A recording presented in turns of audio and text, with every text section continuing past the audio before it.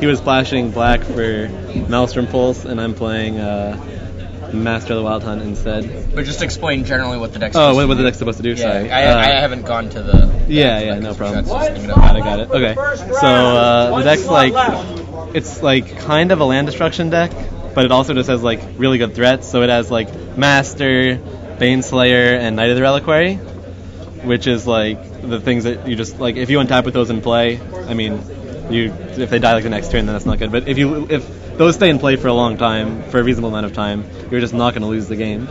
And so just by adding like 12 of them, there's a decent chance that they just won't have enough removal. And then the other thing you can do is with the land destruction, you can attack the color that has their removal. So like, there's not quite enough land destruction to destroy every land in their deck, but to destroy like one color of their mana is not like necessarily that difficult. And sometimes you can also just mana screw them from casting their real spells. But yeah, so it's just really easy to get like one of these sweet creatures to live, and once you do that, it's just really hard to lose. Sure, okay. I'll switch over to it almost. Rashad's done with the main deck, so there you get somewhat of a good look at Matthew Nass's Nasty Naya. I'm just going to go through card by card. Just tell me if I say them wrong, just so people at home, if they want to write down the list and play it for them, they can do that. So you've got 4 Johnny Vengeant, 4 Goblin Rune Blaster, 4 Acidic Slime, 4 Master of the Wild Hunt, 4 Knight of the Reliquary, 4 Lotus Cobra, 4 Trace of Abundance, 4 Baneslayer Angel. For the lands, you've got 3 Forest, 4 Tectonic Edge, 4 Jungle Shrine, 4 Arid Mesa, 1 Sajiri Step, 3 Raging Ravine, 2 Plains, 2 Stirring Wildwood, 2 Mountain, and 3 Misty Rainforest. You got it. Cool. So, you're talking a little bit about it. The idea is just use land destruction spells like Goblin Rune Blaster and Acidic Slime to lock them out of the color. Yep. And then you also have a Johnny Vengeant, which can tap a land, and Tectonic Edge, which I'm running 4 of, even though I'm playing like a 3-color deck, just because there's 28 lands, so like it's kind of like a spell. Right. There's not too many spells that I can see. Yeah, exactly. And they're all 4 of, so there's like 8 different cards in the deck. But yeah, and then the Knight of the Reliquary can also just get Tectonic Edge. So I've won a couple, like, if you untap with Knight, you can also just like find Tectonic Edge and blow up lands. What do you think about Trace of Abundance? It's a card that seems a little out of place. You don't really see it in too many decks. I think it's a really good card. Like, so one interaction that's pretty cool is Trace of Abundance with man lands, giving them Shroud even when they're creatures. Right. And so the one thing you have to be careful of is often your instinct is to do it, and then sometimes it's like actually just awkward because you want to be attacking with your man lands, so you can't use a trace mana to if you're attacking with it, then you're not getting value out of the trace, really. Right. So in a lot of matchups, you actually don't want to do that, even though it's kind of sweet. But like against control decks, it's really good to do it. So it's one of those things that just kind of depends. Okay. And it's just like the next best accelerant. Like Rampant Growth only gets 1 color of mana. Explore, you have to have a lot of lands to work. I mean, this deck plays 28, but you could still miss, and it's really awkward because you really have to get to 4. Like if you don't have a Knight, you're just not going to do anything on turn 3, and it's just going to suck. So Tracer seemed like the best card. Okay, let's go over the sideboard. You've got 4 Celestial Purge, 3 Path to Exile, 4 Oblivion Ring, 2 Core Sanctifiers, and 2 Luminarch Ascension. Tell us a little bit about those choices. So I think the first thing that stands out is Path to Exile in the land destruction deck, because it doesn't seem like a very good card. But the truth is that when you board in Path to Exile, you do it against Bant, Mono Red, those are the main 2. And against those matchups, you are taking out Rune Blasters and Acidic Slimes. So you're not really a land destruction deck anymore. So it's not that awkward. And it was just like the only card, like when we were building the sideboard, we were trying to figure out like, since there's a lot of cards that are awkward in certain matchups, we were trying to figure out like how to make it so that you could take them out with bringing the right number of cards in. And Path to Exile was like the only card that seemed like it was good against both Band and Mono Red, so we kind of didn't feel like we had a choice in the matter.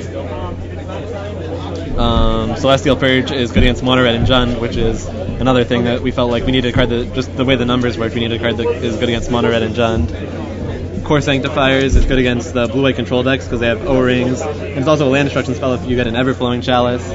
And it's good against the Basilisk Collar, Behemoth Sledge, O-Ring decks also. Oblivion Ring is good against like everything. It's pretty awesome. Sure. It's good against the Basilisk, anything with like, not like Bant and, well Bant, yeah, not Naya. I mean, no Naya too. Not Mono Red.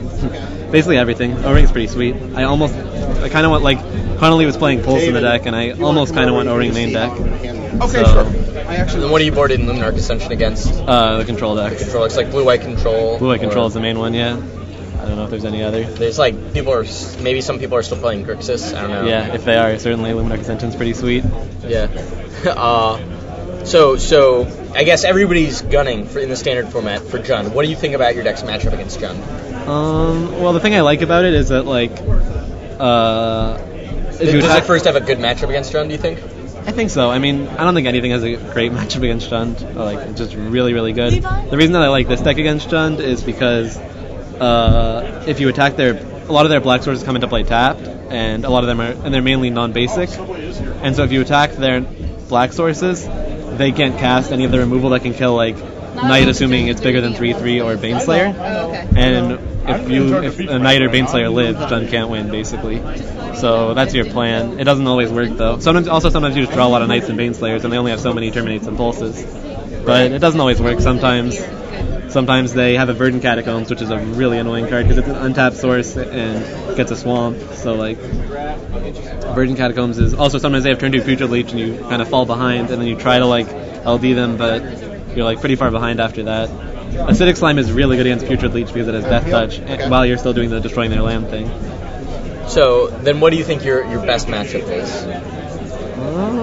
I don't know. What do you want to sit across from next round or first round of top 8 or the finals? I mean, it's kind of like a rock deck, so it's kind of even-ish matchups against everything. I haven't tested, like, blue-white control matchup we mainly just thought about in theory, and it seemed pretty good, but I haven't actually tested much versus that. But, like, the deck seems really threats and land destruction seem like good things against blue-white control. And you should be able to lock them out of white mana pretty easily because they don't play that many white sources. And again, most of them are non-basic, so Edges and Ruin Blasters should be able to get those. And the sideboard's pretty sweet for blue-white because you have Luminarchs, O-Rings, and Core Sanctifiers. So I'd imagine that matchup's pretty good. But I haven't actually played versus it. In fact, I haven't played it at all. So on the other side of the spectrum, what don't you want to see? What deck do you think is your worst matchup? Decks with, like, a deck like White Weenie, probably. I actually beat that, but I don't feel like the matchup's very good because the land destruction isn't very good against them, and half of your land destruction doesn't even work against them. And like, but even that matchup isn't that bad because you have, like, Knights, Masters, and if you draw the Knight, Master, Baneslayer part of your deck, it's not that bad because those cards are sweet, and the White Weenie kind of lacks removal. So I think that could be pretty bad. The mono red deck's really bad game 1, and then you bring in Path and Purge so you don't just, like, die before you cast a spell. Yeah, you just beat it this past round that we just saw. Yeah. I think that your opponent, like, he didn't get a land with Path to Exile for some reason. He was playing around Tectonic Edge because he wanted to keep his black source. It seems pretty loose, but... Like, and then at the end of the game he had Hell's Thunder that he couldn't reanimate. Yeah, and it was pretty relevant, like, and I didn't have the Tectonic Edge. Like, if I have a Tectonic Edge in play, I could see a thing about it, but, like, basing it on the Tectonic Edge that is in theory in my hand seems kind of loose. Plus, you get a land in hand. It's just like the same exact thing. Like, I get a land here, you kill my black source. The problem is, I don't think there's a swamp in the deck. There isn't. He was there's a lava flood regions, but, like, he didn't have any black spells in his hand, I don't think. Did he have a... Didn't he? Was that before or after he didn't play any black spells. I had to read on him for Blightning. I don't know if he had it. He had it second game. He cast it once, right? Yeah. Second game he kept asking me how many cards in my hand, so I was pretty sure he had it that game. But game 1, I kind of thought he had it, because he was asking me a little bit about cards in hand, and, like, the turn he played Burst Lightning targeting me, he really thought about lightninging me, it seemed like. So I think there's a decent chance. Yeah, I don't know if you can see his hand. I mean, game 1 I couldn't really see it, but game 2 it's so I'm guessing he had Lightning, and that's why he did it. That would also explain it. Like, game 3 he didn't have it. He didn't have Lightning. He didn't have any black spells in his hand. He had Earthquake and Hell's Thunder. And is that the game that he didn't pass?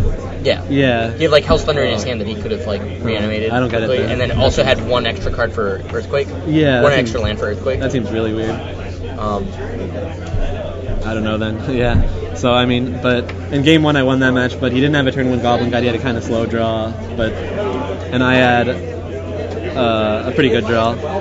So, I mean, you can steal games 1 if you, like, get a Baneslayer and they don't have 5 damage of burn. He actually did that game, and then I played, like, in a Johnny Vengeance after that, which gave me... A Johnny Vengeance and Baneslayer are definitely your best cards game 1. So that matchup's not great. I mean, again, like, a lot of matchups are closest to 50-50, which I kind of like because it gives you a chance to outplay people and stuff, and you don't feel like you're just dead in any matchup. People want to know what you drew with, because you have a draw right now, right? right? Yeah, 2-0-1. I drew with Naya. I was one turn away from killing him in game. Maybe not one turn. I was like